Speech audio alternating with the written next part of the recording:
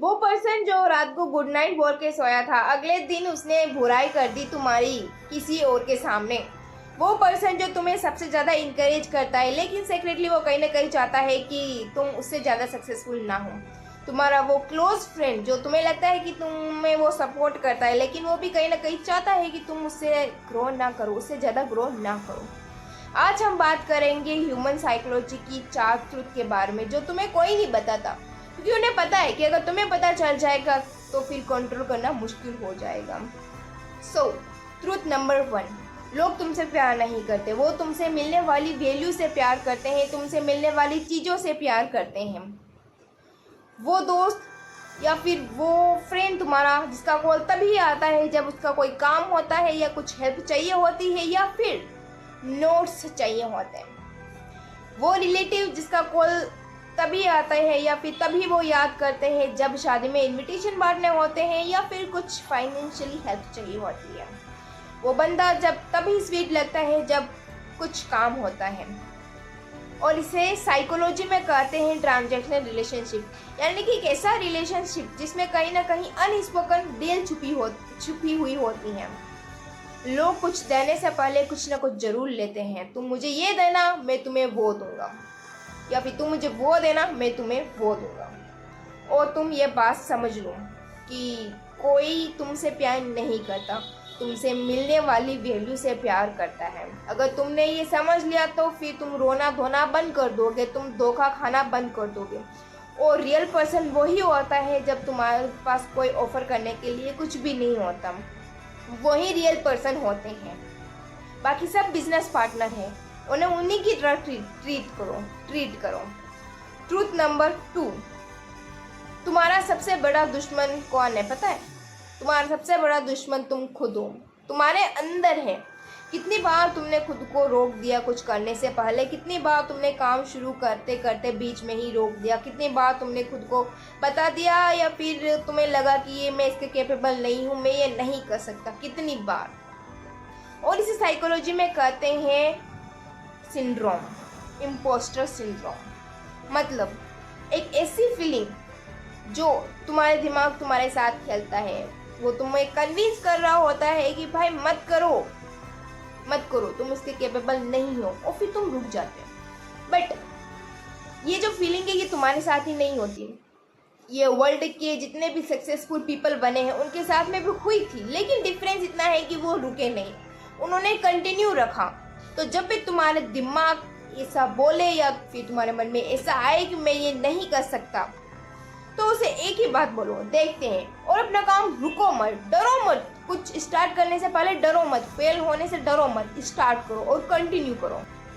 Truth number 3, इंसान तुम्हें सुनते नहीं है, मतलब लोग तुम्हें सुनते नहीं है, वो बस नाटक करते हैं सुनने का, वो बस इसीलिए सुनते हैं ताकि वो अपना आंसर दे सके। ये वाला तुमने खुद ने एक्सपीरियंस किया होगा। जब भी तुम किसी से बात कर रहे हो, तुम उसके सामने अपना दिल खोल के बात कर रहे हो, पूरी बात शेयर कर रहे हो, वो इंसान सिर हिला रहा है, कर रहा है, लेकिन उसकी आंखें कहीं और है। वो सोच रहा है कि मुझे इसका क्या आंसर देना चाहिए। एक रिसर्च कहती है बात को सुनने से पहले 17 सेकेंड में बात खत्म भी नहीं हुई, मतलब वो 17 सेकेंड में वो इंसान, मतलब कोई भी इंसान सोचने लग जाता है कि मुझे क्या आंसर देना है, वो रिप्लाई प्लान करने लग जाता है। इसे दिमाग का डिफॉल्ट सिस्टम कहते हैं, मतलब दिमाग वेटिंग करना बिल्कुल भी पसंद नहीं करता, वो बस आगे प्लान करता रहता है। मैं तुम्हें ये क्यों बता रही हूँ, इसका क्या मतलब है? इसका मतलब ये है कि तुम जब भी जेन्युइनली किसी से सुनो तो उसे अंडरस्टैंड करने के लिए सुनो, नॉट टू रिप्लाई करने के लिए नहीं सुनो, मत सुनो। दुनिया में सबसे रेयर और पावरफुल इंसान वही होता है जो सुनना जानता है, वो गुड लिसनर है। अगर हम गुड लिसनर होंगे तो हम उस बंदे को आसानी से ऑब्जर्व कर पाएंगे, उसे आसानी से समझ पाएंगे। कभी भी रिप्लाई करने के लिए मत सुनो, अंडरस्टैंड करने के लिए सुनो। ट्रूथ नंबर 4, तुम्हारी जिंदगी वो नहीं होती जो तुम्हारे साथ हुआ, तुम्हारी जिंदगी वो होती है जो तुम खुद उसे बताते हो। एक स्टोरी से समझते हैं, 2 बंदे हैं, उनके पिताजी ने उनको छोड़ दिया बचपन में, सेम बैकग्राउंड था, बट एक बंदा, पहला वाला, जो हमेशा इस विक्टिम होड़ में जिया कि मुझे कोई सपोर्ट नहीं मिला, मुझे कोई सपोर्ट करने वाला नहीं मिला, और इसी रिग्रेट के साथ उसने अपनी लाइफ गुजारी। दूसरा बंदा वो बताता है कि मैं स्ट्रॉन्ग बना क्योंकि मुझे मेरी ज़िंदगी का रिमोट कंट्रोल मुझे मिल गया था और मैंने अपनी ज़िंदगी को बनाया है। तुम्हारी ज़िंदगी का रिमोट भी तुम्हारे हाथ में है, तुम जैसे चाहो वैसे यूज़ कर सकते हो। तुम्हारी ज़िंदगी वो नहीं होती जो तुम्हारे साथ हुआ, तुम्हारी ज़िंदगी वो होती है जो तुम उसे बताते हो, और इसे साइकोलॉजी में नैरेटिव आइडेंटिटी कहते हैं। तुम्हारी लाइफ की स्टोरी तुम्हारे हाथ में, तुम जैसे चाहो वैसे लिख सकते हो, चाहे तुम्हें अपनी स्टोरी में हीरो बनना है या विक्टिम या फिर विलन, जो भी तुम खुद चूज कर सकते हो। आज हमने 4 डार्क साइकोलॉजी समझी। पहला, लोग तुमसे नहीं तुमसे मिलने वाली वैल्यू से प्यार करते हैं। दूसरा, लोग तुम्हारा सबसे बड़ा एनिमी। आज हमने 4 डार्क साइकोलॉजी समझी। पहली, लोग तुमसे नहीं तुमसे मिलने वाली वैल्यू से प्यार करते हैं। दूसरा, तुम्हारा सबसे बड़ा एनिमी तुम खुद हो, तुम्हारा दिमाग है, उसे ट्रेन करो।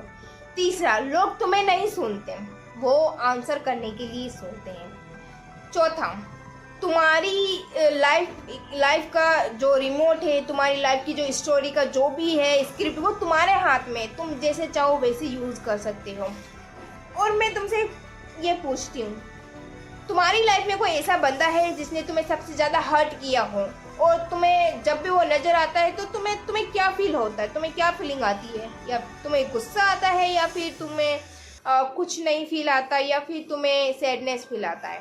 अगर तुम्हारा आंसर कुछ नहीं आता है तो तुम समझ लेना तुम उनसे आगे निकल गए हो, और इसका आंसर मुझे कमेंट में ज़रूर बताना। मिलते हैं।